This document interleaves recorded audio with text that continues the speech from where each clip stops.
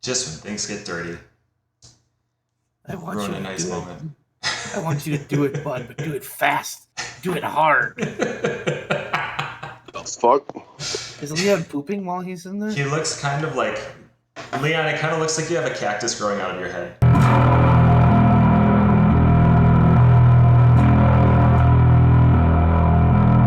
Hello, everybody, and welcome. This is the BREWDCAST. I am, as always, Bud Robinson. And with me tonight is off and on Leon Robinson. I'm not off and on. I'm just dumb. Stop hitting the video button. Big button. And also with me tonight is... I was taking care of other things. Oh, really? That sounds dirty. Yeah, I turned off my fasting thing for tonight. We're doing great. I'm the town. I'm town. This is Venerable Town Historian. Yeah. How's it going? How's it going? Venerable Town Drunk Historian. Town Historian Drunk? Hey, bud. Some Town Drunk. Some shit might have happened, huh? Yeah. Talk to us. Talk to us, Town. What happened? I am out of the know. Well, apparently some nerd hit the ventilator. For some unknown reason, they had to vacate the Trios of World Championship. It's completely unknown. There's nothing to do. They vacated the world too? I don't know why. God damn. Well, he fucking tore his pec. He's out. What? Yeah, he tore his pec. I've ran a gauntlet of emotions with this whole CM Punk and Elite thing, and a lot of people want to blame Punk. But I can sit there and I can put myself in Punk's spot. And I can say, if I was working with people that were doing that shit, I would get super fucking pissed. Yep. However, I am not CM Punk, and I am not going to respond that way. Am I going to get pissed? Yeah. Am I going to go out and just throw somebody under the bus? Probably not. But we know this is about Punk because that's what Punk does. This is who Punk is. Yeah. If he has a microphone and he's pissed at you, he's fucking coming at you. So they had to know. Okay. It's on his Twitter bio. Lovable jerk. He's a jerk. He's a fucking asshole. But he's CM Punk. He's really good at what he does, and he puts asses in seats. Now, eyeballs on screen. He was a complete fucknut with this in every way. But the Young Bucks and Kenny Omega are going to the wrestling media, and they are putting stories out there. Okay? Let's go with the allegedly here, because it's not alleged. Apparently, Dave and Alvarez. Here's the thing: Dave and Alvarez have all allegedly. What's the word? They've all said it wasn't them. But the thing with that is, they're not going to get their sources. What journalist is going to burn their fucking sword? And Meltzer said that he has a close relationship with the Young Bucks and Omega. He literally said that. No shit. So, like, they clearly are controlling the narrative of what's coming out, and it's like one of those things. Like, if you work with an ornery fucking bastard that you know is gonna fucking respond a certain way, why would you fuck with them? But you don't. Punk's a trained MMA fighter, like a legitimate UFC fighter, and I realized he got his ass kicked and he looked like shit. But the fucking guy trained in UFC. Like, Rufus is no joke. Like, he could fuck you up, okay?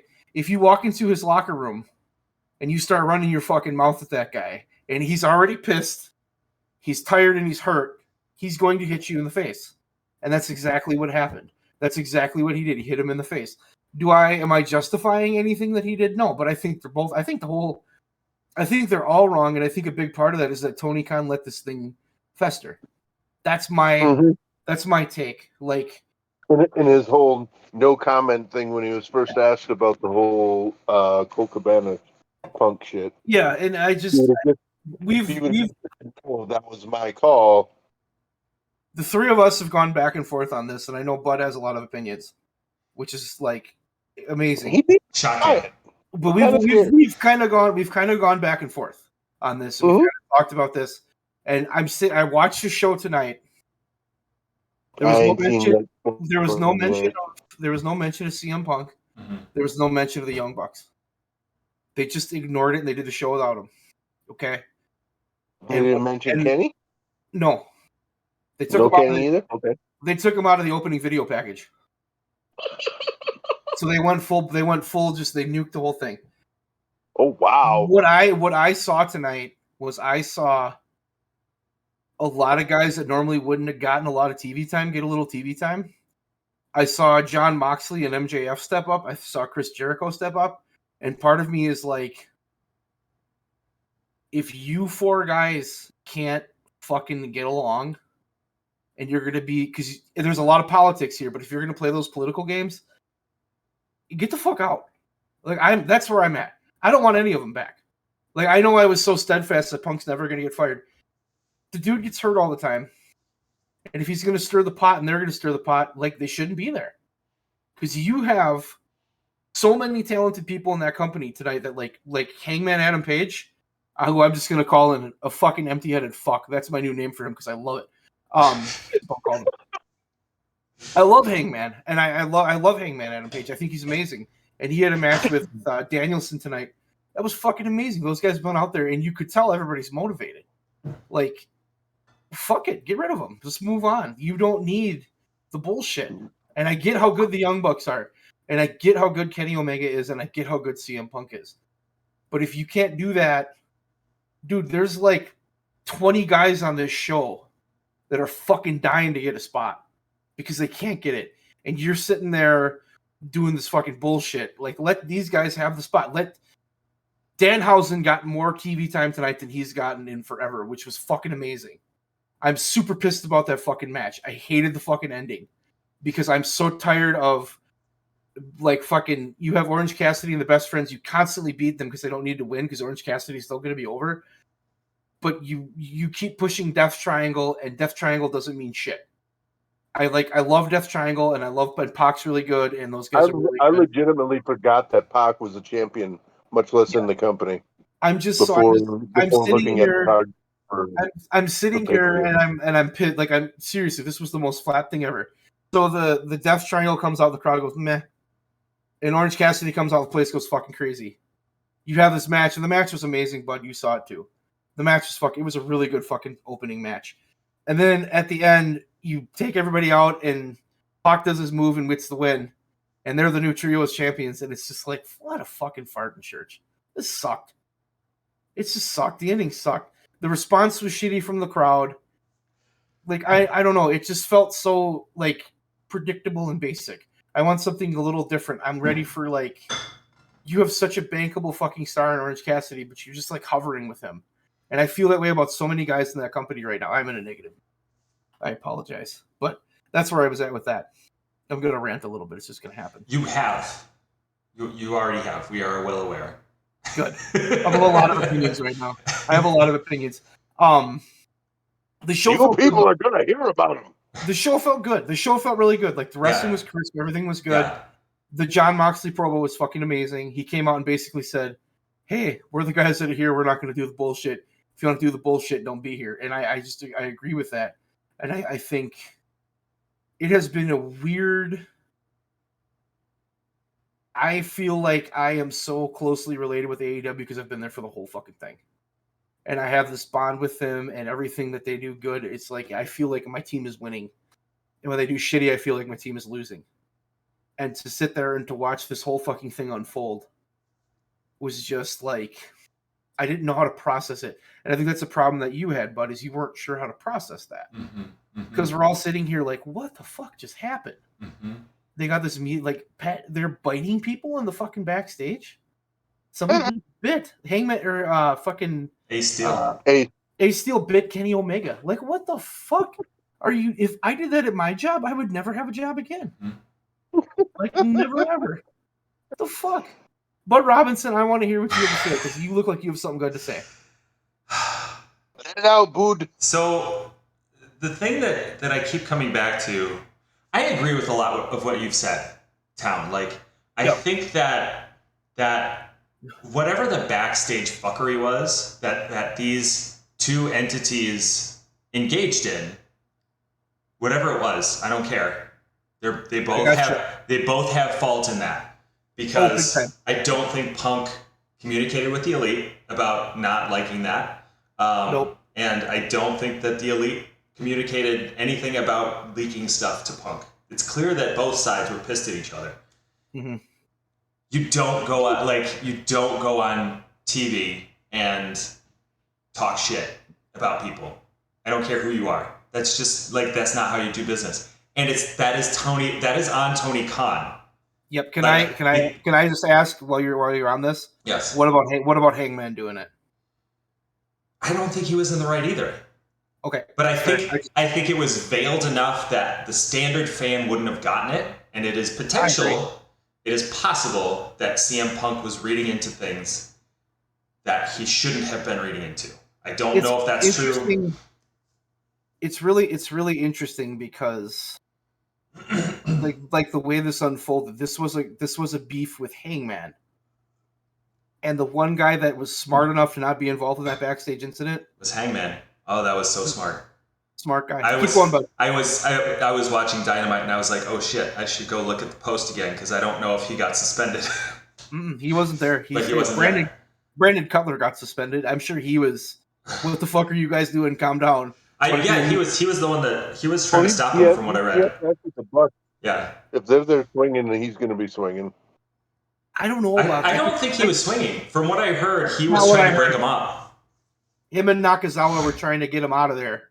But because they were a part of it, they got involved with it. It seems like they just suspended everybody, not necessarily as a disciplinary action, but so that they can do the investigation without seeing. They got like a third party doing due diligence on that. Yeah, do you know who the third party is? The third party is police. No. Police.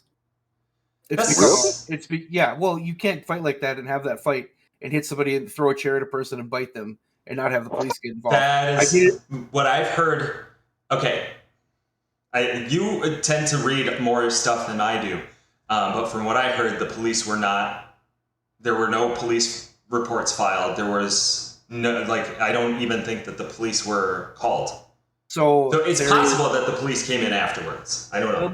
Well, there's legal proceedings that are now going on with this.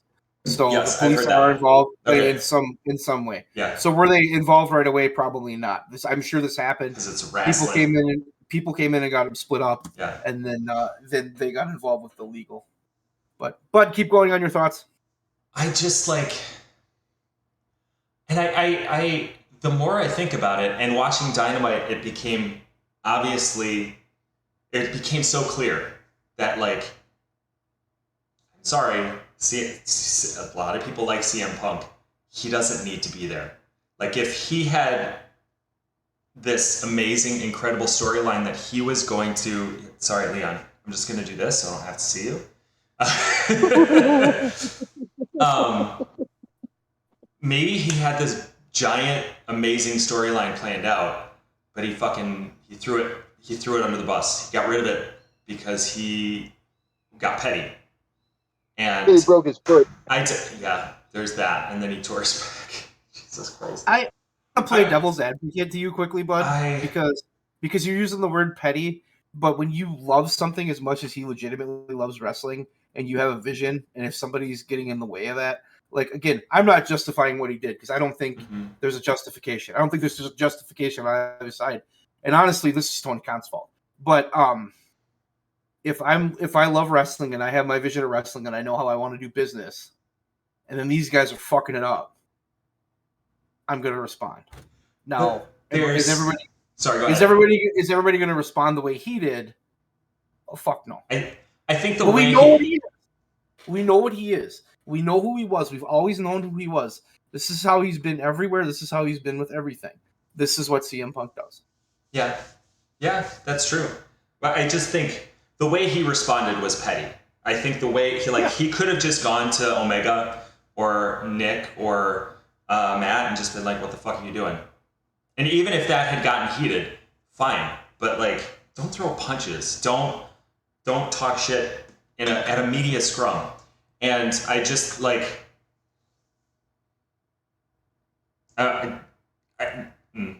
said what I need to say about Punk. I as much as I loved Punk for so long, I think that if you look at what Punk has contributed to AEW versus Bryan Danielson, Adam Cole,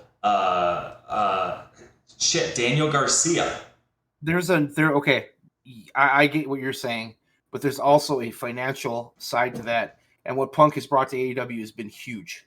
The financial piece has been insane. He's brought more and more and more to him. Like his segments are the highest rated. He's the one that when they draw 1 million viewers, it has something to do with him. Like he's their top guy in terms of drawing power. Yeah. You can't argue that. Moxley's close. Jericho's close, but Punk is.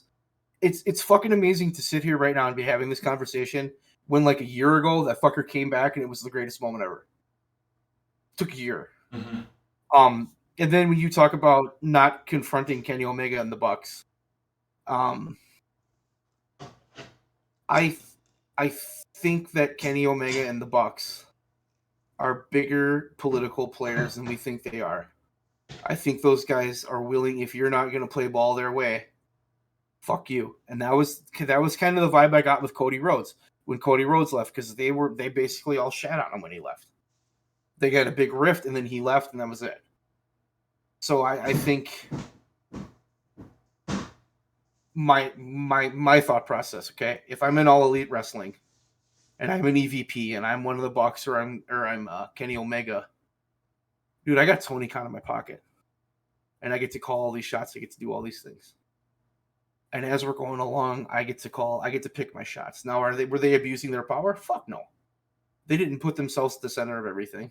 Some stuff they were, but the Bucks are the best tag team, and Kenny Omega's really fucking good. So like he gets a title shot here. Like his world title reign clearly was very planned out. They had a long storyline. It was very well, and they never went over people they didn't need to go over. Like they didn't shit on anybody. They didn't have a golden shovel. Okay, but every time that these guys wanted something or had an idea, they were able to get their way because they're the guys. They're the draw. They're the biggest stars in AEW. It was Cody. It was the Bucks. It was Kenny Omega. That's who it was. That was the draw. And they're the draw. They're the draw. They're the draw. And then these other guys start coming over. You know, like, well, here comes like Danielson. Except Danielson's a great human being, and he's not going to do that shit. And he's there for the right reasons. But you get a guy like CM Punk, who's and you can argue this point with me all you want, but you're wrong if you disagree with this. He's a bigger fucking star than all three of those guys combined. He's got more drawing power. He's got more star power. Okay? He's fucking prickly. That's who he is. He comes in, he's Tony Khan's new toy, and the fucking guy pops in Rampage rating like we're never going to see again. And the first pay-per-view he does is amazing, and he sells all these t-shirts, he sells these ice cream bars. Everything he does is like fucking making money. And suddenly we have a rift between these two factions, and I can easily see how that happened. This is so Brett versus Sean for me, because you have like two top factions, even though one faction is just a dude. But like these are the guys that are vying for power in that backstage and to get their way. And I don't know if I'm Kenny Omega and I'm the Young Bucks and that guy comes in and starts getting a little power, I'm going to feel threatened. Especially if I'm listening to, or if I'm friends with Colt Cabana and this shit Punk did to Colt Cabana, which I don't even want to go over. Like, we're not going to touch it, but like we've already got a preconceived notion about this guy. So we're going to start butting heads. And I think that's what happened. I think it was a pissing match of who can outpiss the other one. And the winner was nobody. It really was nobody. Like we all lost. I don't know what else to say. Because I just don't think, I don't think anything is, it's fucking wild. And it's crazy. And it could have been avoided. And it's the initial reaction I had to compare to now. Like, I watched the show, I watched what happened, and we should talk about that in a moment. Yes. My feeling right now is probably it's somewhat in line with yours, but I don't just not want Punk back. I don't want the Bucks back, and I don't want Hangman, I want Hangman there. I don't want Omega back. If you can't do business in this shit you're going to pull, you three fucks shouldn't be EVPs. That's bullshit. What you did, you should not be an EVP. And if you're going to be a prickly fucker, be a prickly fucker, but don't do it the way that he did it. So like, that's bullshit. And if like, we don't need him. We don't need all four of them. That's my opinion. I want fucking Brandon Cutler back though. Like me some Brandon Cutler. Leon, we ripped down CM Punk. You're a CM Punk, Mark. What do you have to say? Have Brandon go back to being a dragon or whatever he used to be. Loved it. What do you what? That. So I spoke my mind. Bud spoke his mind. What do you have, Leon? I mean, it kind of goes back to my, I guess, criticisms from when it very first started, because good job with the mute there. Much like I felt when it started, like, I've been watching since the beginning like you, but I haven't been all in the way you have been since the beginning. And I was very critical of like the whole how it kind of felt like there was no overarching theme. There's no like hand on the wheel, that kind of thing. Just everybody kind of doing their own thing, and maybe Tony saying, "Okay, you can go get on TV. You can have this time to do your thing and everything." Like, that's good in the respect of, letting people be themselves on camera, letting them say their own shit, but to a point, because letting them just say whatever the fuck they want or write out their own things and not having somebody in control of all of it, it's kind of how you get into all this goofy ass shit where you get people going into business for themselves in promos and things like that. And then I've never heard anybody on that show do what Punk did. I've never. Which part? The part where he told Hangman, "Come on out here," and then he couldn't come out. Oh yeah, yeah. That was shitty. Nobody else did that. Yeah. And we all know I fucking love Punk. I got all of his shit. I got not all of his shit, but I got shirts. CM Punk. I got the fucking DVD, all that fun shit. Yeah. But yeah, it was shitty when he did that. When he called him out like, "Hey, if you're not a coward, get your ass out here." Did you just say right there, Tom? Did you just say you have a CM Punk cock ring? DVD? I said cock ring, and you said yep. I completely misunderstood you then. My bad. I have no cock rings of any sort. Sorry. I don't remember where I was now. But yeah, it's like... Yes, bud? It's a double-edged sword. Yes, bud. With the whole letting them say their things. Leon, it's bugging the crap out of me, Leon. You got a thing in your beard. Can you pull it out? You do have a thing in your beard. It's like there you go. A little fuzzy. Carry on. It's a little fuzzy. We have to redo the whole fucking podcast. Let's just fucking edit it out. God damn it. Yeah, it's just... I mean, it's the way they do things is good for the most part, because, you get people's, their real personalities turned up to 11, and those are the best gimmicks, those are the best promos, the unscripted shit. Yes, good. But you get goofy shit like that too, where, it's really interesting. People are doing their own shit, and it can go off the rails so fast. Your take on that is super interesting, because I don't see it that way at all. Because when I first watched Dynamite, I thought everything they're doing is happening for a reason. I thought because everything initially felt, and I still mostly feel this way, everything they're doing has a payoff. Whereas opposed to if you watch Raw, we just putting those guys in the ring because we don't know what the fuck we're doing. Like nothing on WWE had a payoff. So I get that. When they came in, I felt like Tony Khan had a direction, and I felt like part of his direction was that chaos of these guys are this way, this guy's this way, these guys are going to fly, this guy's going to punch, like this guy's going to pull you on the mat. There was that variety that WWE didn't have. So I always, and with the World Championship, he constantly had a direction. He knew where he wanted to go and what he wanted to do. And I thought that was for a long time, I thought that was very good. Has there been slip-ups? Yeah, the TNT title was absolutely devalued there for a while. And then they gave it to Wardlow, and now Wardlow's doing shit. The tag team titles are pretty good. It sucks having all the ROH titles. I'm interested to see what happens with the trio. Yeah, having those all be on their TV is just too damn much. Yeah. Like, for a while, it was, they don't have enough belts. Like, they had the world title, they had the TNT, they had the women's, and they had the tag. But they got like 5 times that are defended on their TV in the last month or two right now. Some of them you don't even know what they are. Huh? Some of you don't even know what they are. Buying ROH was an interesting move, and I get it, but at the same time, I think it was a good move, but it was just him trying to have all of their shit on AEW TV is too much.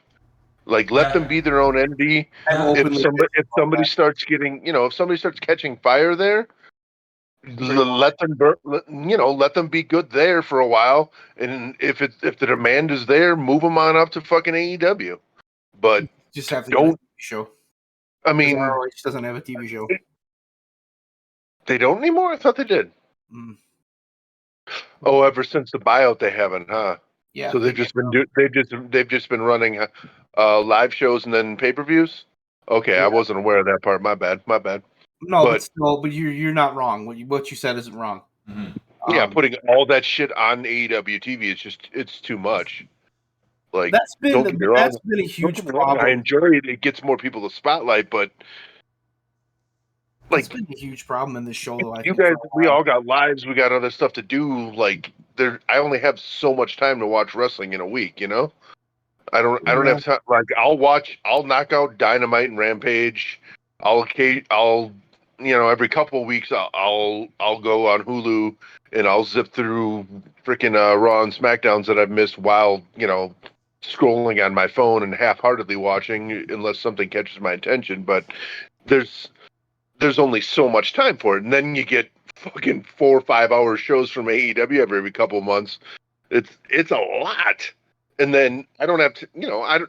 Just don't have the time to watch Dark and Dark Elevation and BTE and all that other stuff to keep myself 100% up on everything that's going on there as far as on screen and the actual characters and everything, rather than just reading sheets and all that.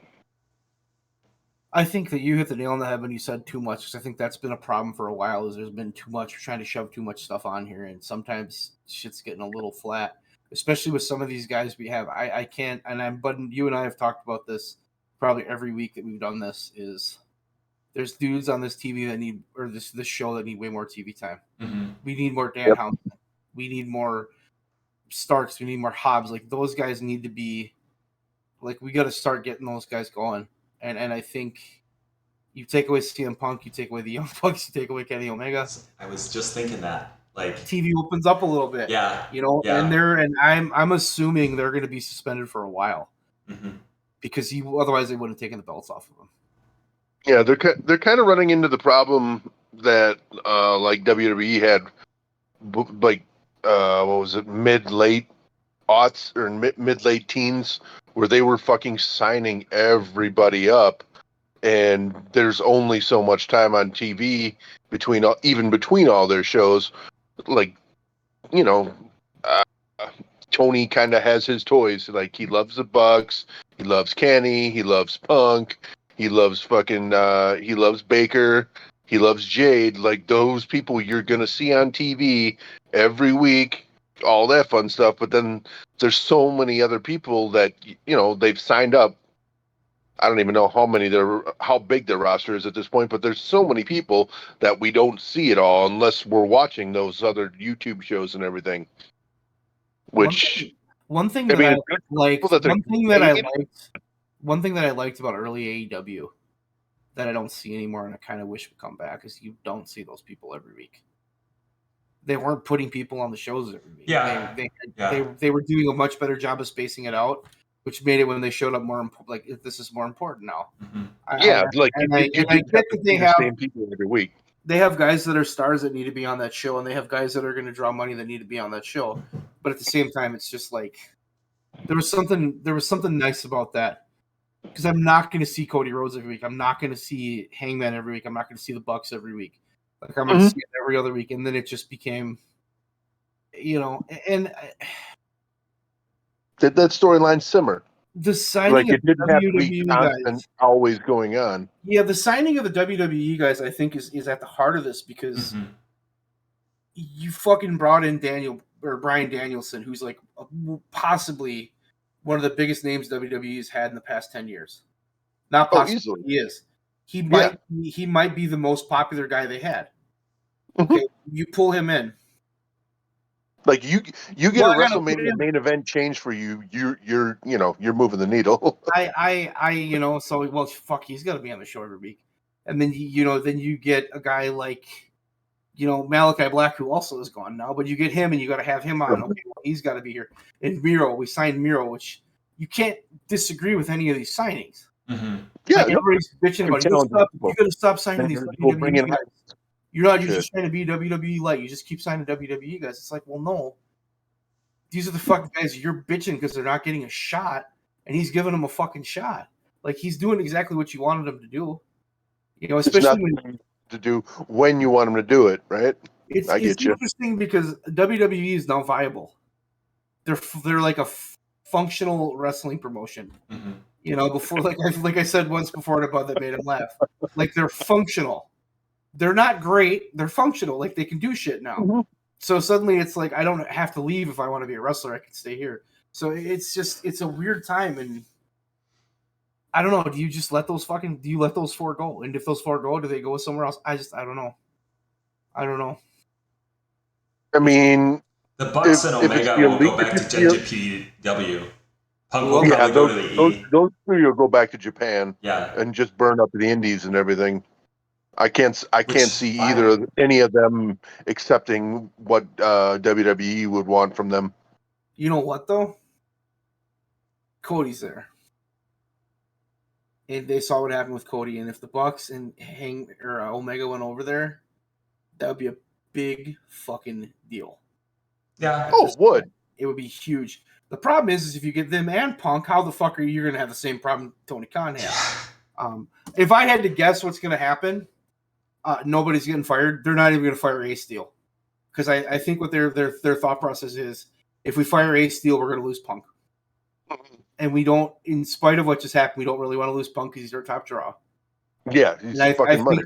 I think it's going to be one of those deals where they sit down, they try to hash it out, and they try to do whatever the fuck they can just to get them to coexist. I think that's mediation and all that fun shit. Yeah, I think the bigger issue for this situation is the fact that CM Punk is hurt again and cannot stay healthy and like severely tore his pec. So is it time? Like, I don't think CM Punk should be champion. I think it's time. I'm right with that. I think that ship has sailed. I think if he comes and then on top of that, the crowd is very, very, very heavily leans towards the Young Bucks and Kenny Omega. So if that fucker comes back, they're gonna hate him. So, but is that bad? So I get heel Punk then? I mean, heel Punk right now pretty much came out on fucking Sunday night. Yeah, that was heel Punk. I think so. To the max. Yeah. I mean, just listening to that. Nah, that was Phil. That was Phil airing his grievances. Oh my god, when he said I'm old, I'm fucking tired, and I work with fucking children, was my favorite line of that whole thing. I was just like, that is fucking amazing, dude. You couldn't fucking manage a target. You know, I just don't know. Iron Sheik says that if anybody badmouths a Target manager, then he has heat with them, so they shouldn't do that. That and I fucking love Iron Sheik. Everyone does. And Shane Douglas. Oh yeah. I think we should move past this because I think we're going to talk in circles. I think we should talk about Dynamite a little bit. Well, we can talk in all sorts of circles. I haven't watched Dynamite yet, so I'll comment, I guess. Love the opening. Yeah. Loved MJF coming out pretending to be a face. And that's hilarious. Moxley got a good pop when he came out. He came out pretending to be a face when he ended the show. When he ended the pay-per-view, flipping everybody off. Yeah, it was good times. It was fucking brilliant. He's just brilliant. And then Moxley came out, got him out of the ring, and then that promo he cut was like, That was fire. That was a fucking message. He was pissed. You could tell he was pissed. And see, this is why I said, I think last week, that I have since changed my mind, but I think that Moxley in some ways cuts a better promo because his promos are wrestling. Punk's promos tend to be a mix. Like, is he talking wrestling? Is he talking real life? I think it depends on who it's with too. Yeah. But that's how Punk got over. I mean, essentially, it's true. He's blurring those lines. I loved it. I love that promo. Yeah. That promo was a fucking statement. That was a statement to the guys in the back, like, hey, And then I think, from what I've read, like Jericho, they had a meeting today with the talent that was called by. Have one like 2 weeks ago. Well, they had another one today that was called by and led by Chris Jericho, Jon Moxley, Bryan Danielson. Those three sat in front of there and told everybody what's up. And if there's three guys that are it's the three new EVPs. No, they would never. But they would never do it. They would never do it. They're smart enough to know not to do it. Mm-hmm. I just want to watch the world burn. I know you do, Leon. Beautiful. I think in all of this, from what I keep reading, is that those three guys are trying to hold their locker room together. Mm-hmm. So those are the three guys. If there are people to do it, it's those three. Yeah. The trios match, again, it just left me flat. The ending was just I hated the fucking the Sting Darby trios match on the pay-per-view. That was it was good, but then anytime Sting was involved, it just ground to a fucking halt. Yeah, Sting was sort of like unstoppable there, which was not awful. And he not was awful in that fucking match, dude. Everybody else in that match could go and do shit, and then Sting gets involved, and okay, let's hold him by the hand and go to fucking 3 gears below what we were just doing. But hey, he's a legend, so let's make him look good. So it's what they do. WWE doesn't do that. The trios match was good. It wasn't bad. The titles match was fair. The ending I don't give a shit about Death Triangle, and nobody else does. And if you say you do, you're lying. I do. I'm not lying. I fucking love Death Triangle. I get it. I get it. Like, they're amazing workers. I love the way they work. I love what they can do in the ring. I don't have a problem with that. Mm-hmm. But I look at this situation and I just go, you got no crowd pop for that win. And you had a guy that could have got a crowd pop. And I think you already have a championship. You already have a championship on Pac. Okay. And the Lucha guys are they're the weirdest tag team in the world, because sometimes they're the best team ever, and sometimes they're almost quasi jobbers. They have a weird thing going on. I guess that's true. And then you have best friends in Orange Cassidy and Danhausen, who, if you gave them the trios belts, I don't know why you wouldn't. I don't think they're building that. I think they're building Pac and Orange Cassidy.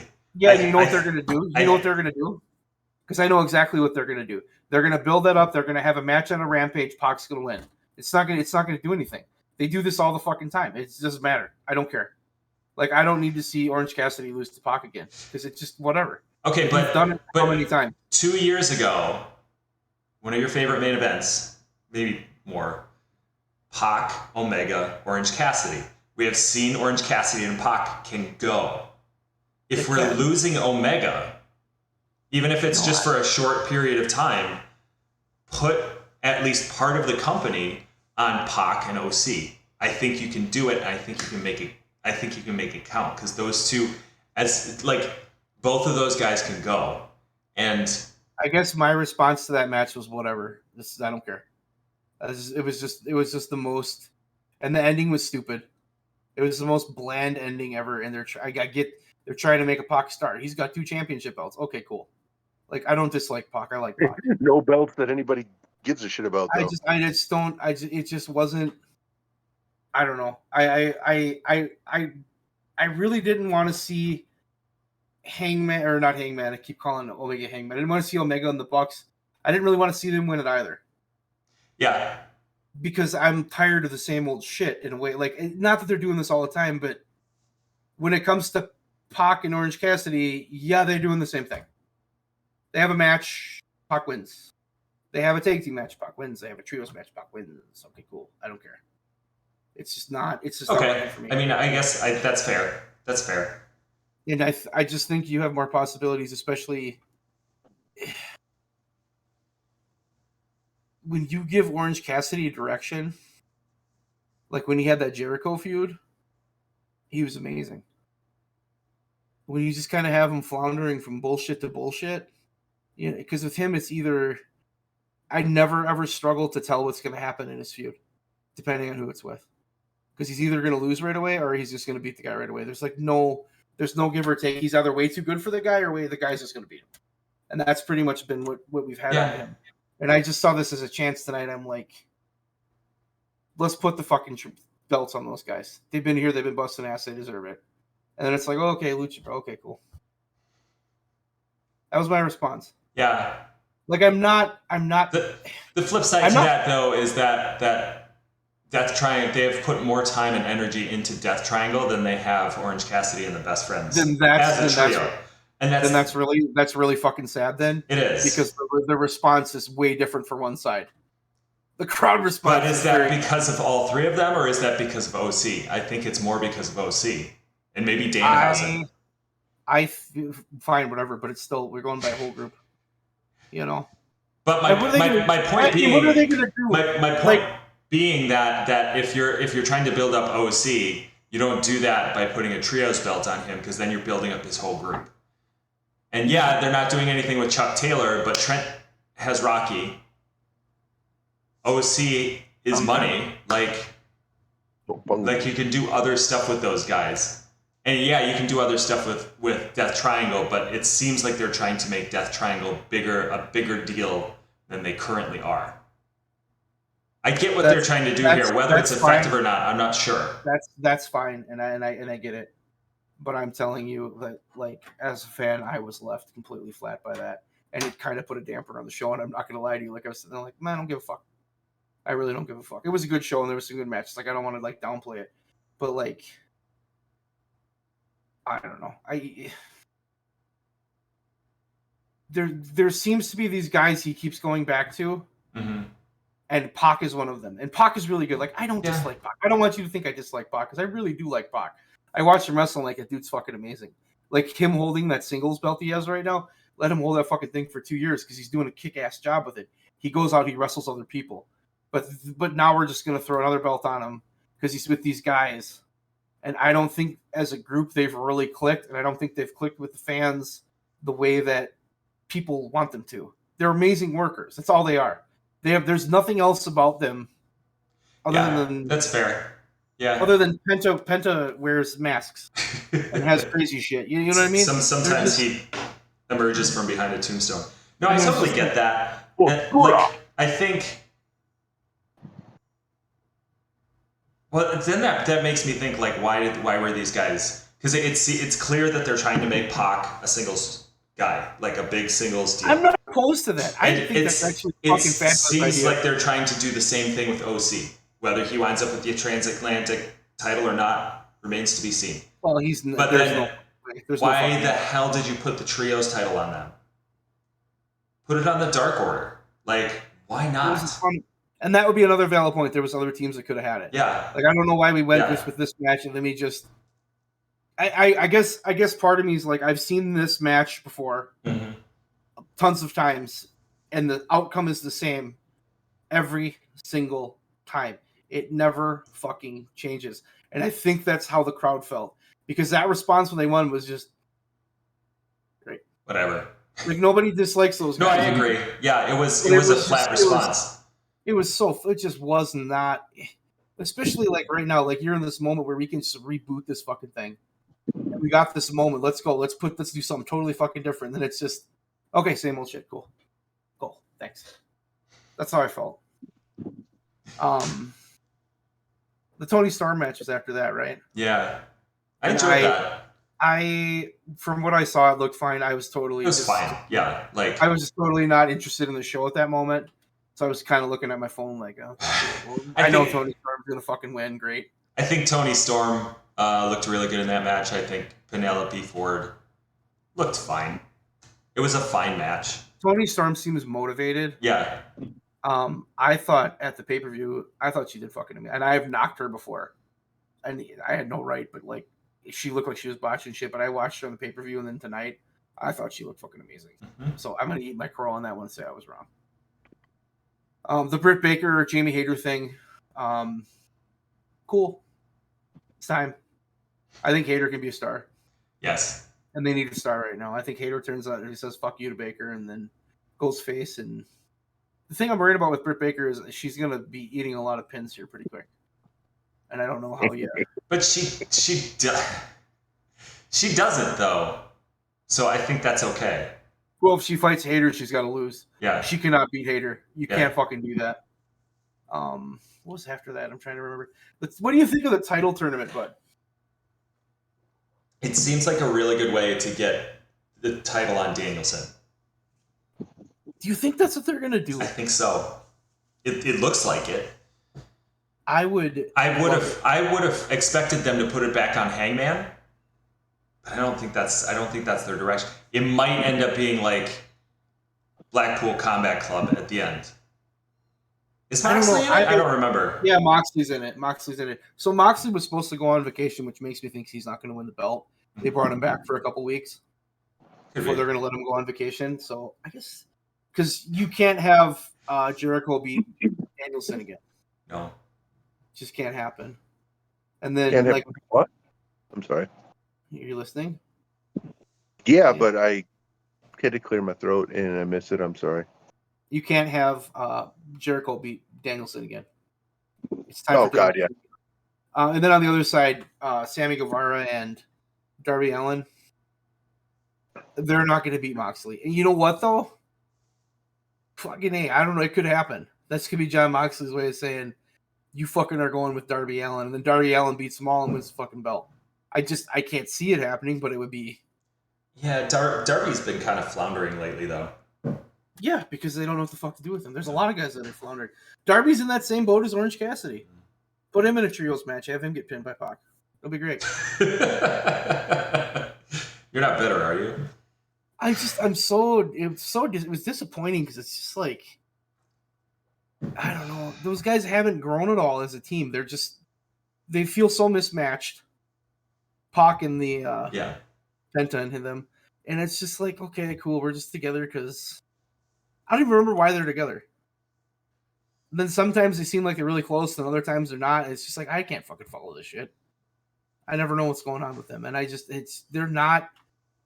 They're really good wrestlers, but they're not that entertaining, if that makes sense. Outside the ring, yeah, they're not a good promo. They don't do anything memorable. Well, Pac is. I think Pac is a good promo. The Penta, Pac is. Penta and Phoenix I'm talking those two. Yeah. No, and that's I get why they are, but it's just like I don't know. Yeah, that's just that whole thing just kind of pissed me off because it was like, yeah, cool. It felt very WWE to me. That's terrible of me to say, but that's how it felt. Like, oh, you know what the fuck's gonna happen? This guy's a star. So it's just like, I don't fucking see. I don't agree. I think tonight's show has.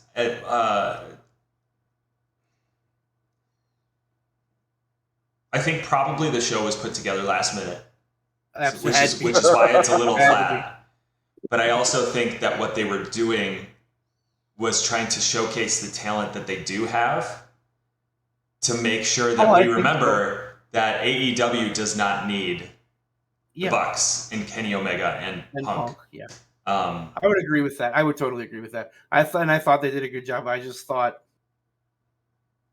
that one match was just like you literally could feel the crowd just going, oh, okay.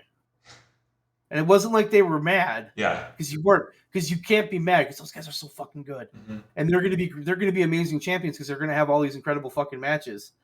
But it's like, I guess it's the same feeling that everybody got during the tag team title match at the pay-per-view. Like, yeah, okay, Keith Lee and Swerve are awesome because they are. They're fucking amazing. Mm-hmm. And the more I see them, the more I like them. They're fucking amazing. But holy fuck, here you have the Acclaim, this homegrown group of guys, and they're fucking on fire. Give them the fucking belts. And then you don't give them the belts, and everybody's just like... It's the slow burn. I think Tony Khan is a fan of the slow burn, and I think sometimes that works and sometimes it doesn't. Like, Ricky Starks and Hobbs are a great example of that too. And I think, like, when I watched that match, I was like, you gave them 5 fucking minutes. That's it. That was awful. And then Starks just got his ass kicked. That's pretty much what it was. And I was just like, okay, well, but I can see this. Like, I can see the strings. Now maybe they won't follow through on it. Maybe they fucked up. But I can see that they might potentially be trying to get Ricky into, like, like trying to build him up before they actually let him beat Hobbs. So, what I've heard is that they have a big push in line for Hobbs. So just you know. Give it to Starks. And they had, and Starks already put a thing up on Twitter or somewhere that said, he got the better of me, blah, blah, blah, but someday again, when the next time we meet, whenever that may be down the road, I'll get you back. So it sounds like they're just moving on. Yeah. At least for now. Which is a waste of a feud. But yeah, that should be a fucking blood feud, dude. Should be great, but teamed up and all that shit for all the time. Then he fucking turns his back on him at that, like, and then one match blow off. Man. Wonderful. Blood feud. What was next? I don't remember. Was it the... Must have been good. I don't remember where we were at. We just talked about the women's match. Oh, yeah. Then the Acclaim came out and got cut off by Swerve. Yeah. Which was good. I like that. And that was... I think the Acclaim's going to win the belts in New York. I think that'd be a good move. I think they're ready, as weird as that sounds. And then it was there another match then, or was it the Danielson match? I think it was Danielson. Because they went for like 40, 50 minutes. Like their match was long. That match was fucking amazing. Yes. And I appreciate the fact that it was entirely told in the ring. Because their last 2 encounters have been sort of half and half, like half in the ring, half storyline segments and whatever. But just have those 2 go in the ring and just tear it up. And, like, let's see what Hangman can do. Let's see what Danielson can do. And then they had like, I don't remember exactly how long it was, but it was a long match. And it was incredible. Like, it was very, very good. Mm-hmm. It was very, very good. Oh, Wardlow had a match in there too where he fought Tony Nese. That went about 3 minutes? I think so. Power bombing him. And then Wardlow cut a promo. I liked Wardlow's promo. I thought it was to the point. I skipped the Wardlow match because I knew how it was going to end. He cut a promo basically. He cut a promo and basically said that, hey, you're online running your mouth saying I'm off track on this, on that. I'm just here to remind you this is Wardlow's world. It was good. Wardlow's world. There was a lot of step up moments tonight. Yeah. The Danielson Hangman match was amazing. Mm-hmm. And Danielson won, which I kind of figured he would. Yeah. They might honestly be going to give him the belt. The only problem is I bet you he doesn't want it. Because that's kind of who he is. I don't need the belt. Want to make people bleed. Okay. I swear he has a very not good record. Because I see him lose all the time. He didn't care. That's true. Yes, that's smart the point. He's smart enough to understand. There's no way he has a losing record. I don't think that he's lost more than he's won, but I feel like Punk has 2 losses. I think that's the same mode that Moxley has. Yep. Moxley's their ace. Moxley's their ace. He really is. They should have, hindsight 2020, Moxley should have beat Punk. Yeah, he really should have. 2020. Even with that, he really should have. Oh, Tony, if you only had a time machine. Yeah. I really should. It did. It's 5 minutes after 10. Hey, let's finish talking about the show. I got another couple. No. I want to finish. So we had Braniel. Jesus Christ. Braniel Manuelson. Brian Danielson. Braniel Tan-Panferson. Otherwise known as Diane Branielson. Who the hell fought? I don't know. He's so he's gonna fight Jericho next week. Yeah. What'd you think of? I think the main event was next. They might have done something in between with the main event.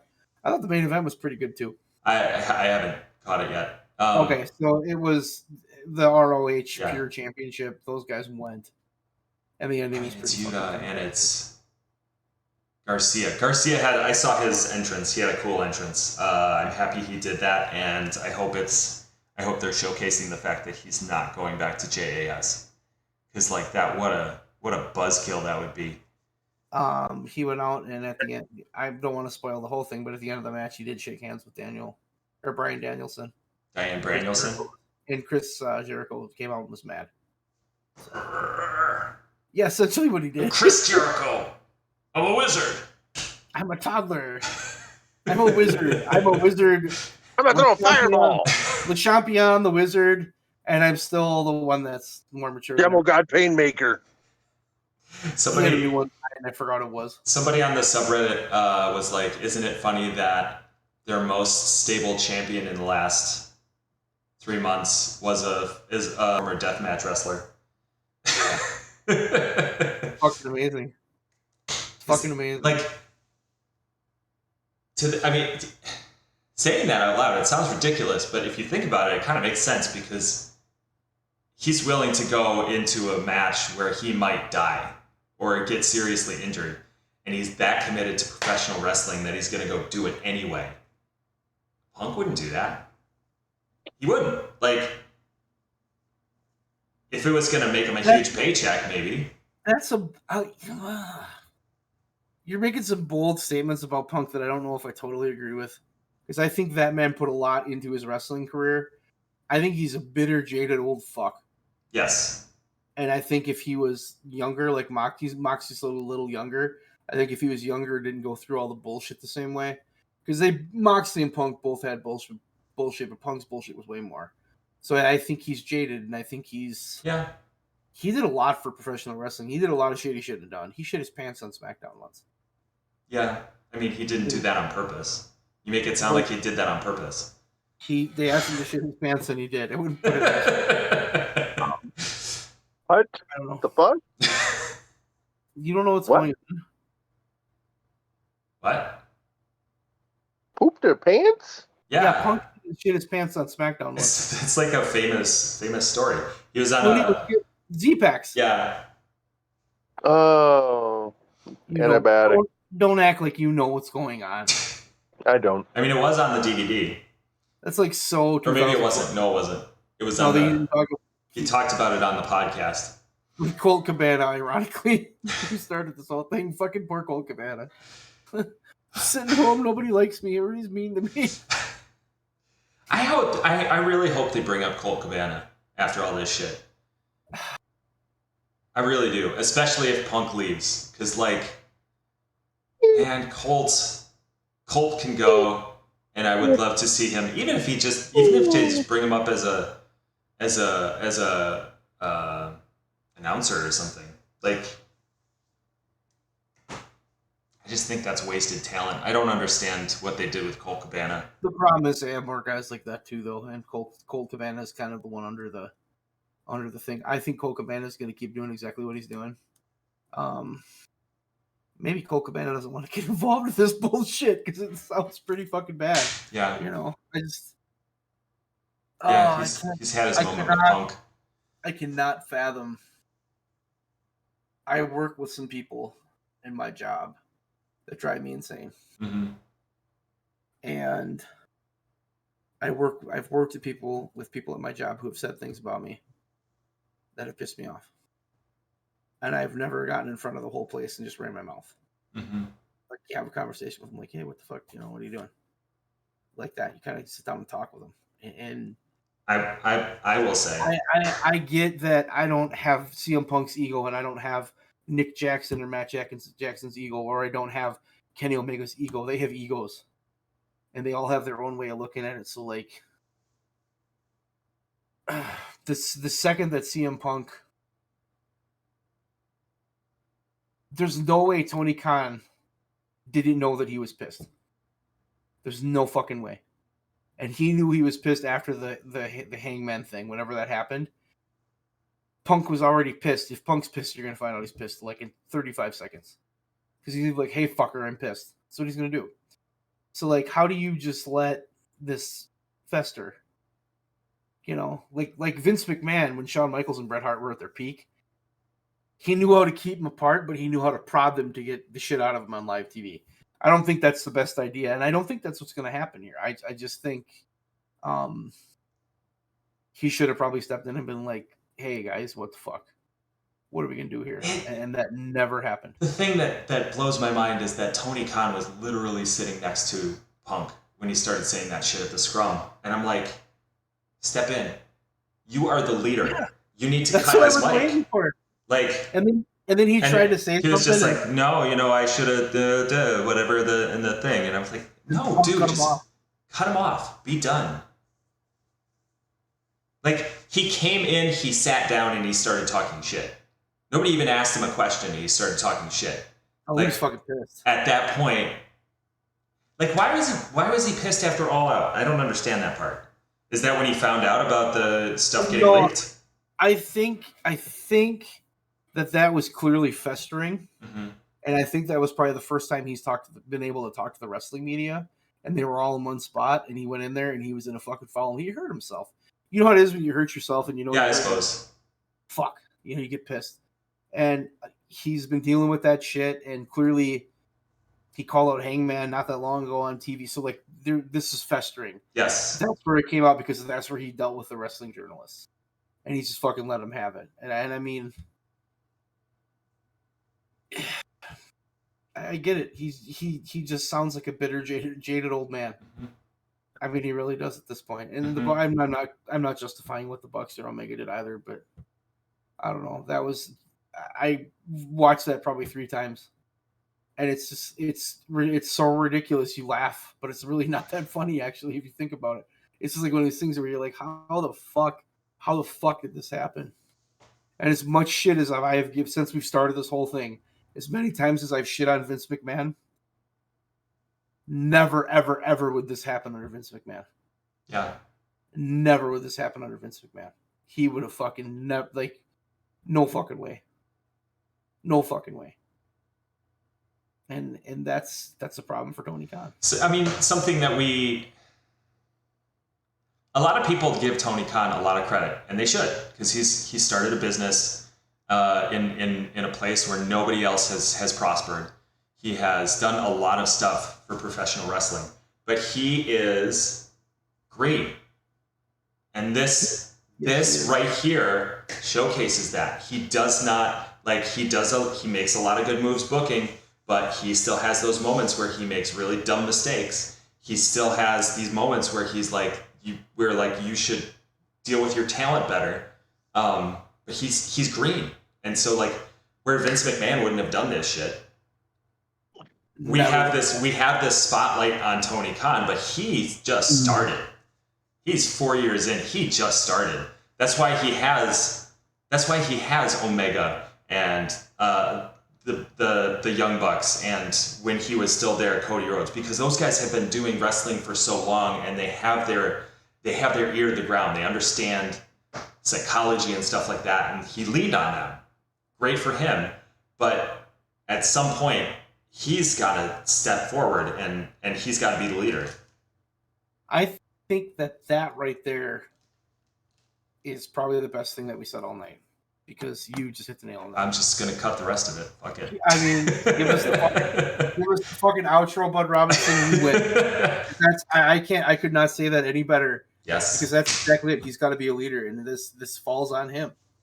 We can sit here and we can talk about Punk, and we can talk about the Bucks and Omega and the shit they did and the way they got there, but he watched it all unfold and didn't fucking, Yeah. You got to step up on that shit. It's true. I think they need more of a leadership structure that's not those 3. I do too. I would almost I would almost be guaranteed that those three aren't going to be EVPs anymore. Yeah. Like they might have some other role or something in the company, but they can't be. Not after that. You can't storm a guy's locker room. And in reality, if I was pissed at you and I just said a bunch of shit about you, and you came storming into my locker room, like kicking the door to get in, and there was three of you and one of me, I'd probably be ready to fucking go too, because it's fight or flight there. Yeah. Yeah. So I get that too. It's just, but again, if I'm Tony Khan and I'm sitting there and he's running his fucking mouth, I might be like, you know what? We're gonna cut this off. Clearly not the best time to do this. Mm-hmm. If we got a problem, let's go have a conversation. Yeah. And Punk has so much control because he's such a star, blah, blah, blah. But there's a point in time, like you said, Bud, where it's just like, okay, nut up or shut up. You can't do this. We're fucking done. Yeah. We're not doing this. Yeah. So I don't know. I don't have anything to add. All right. Well then. Leon, you have anything to say? Besides your hair looks stupid. Nah, it doesn't. I like your hair, actually. I like it a lot. That's some outstanding bedhead going on here. It looks like you have some kind of mohawk going on, so I like it. I don't have any of that on my screen. I don't know why, but I just don't. You don't have a Leon? I don't have a Leon. Oh, okay. I wonder if it needed it. That means he's going to be Roman Reigns.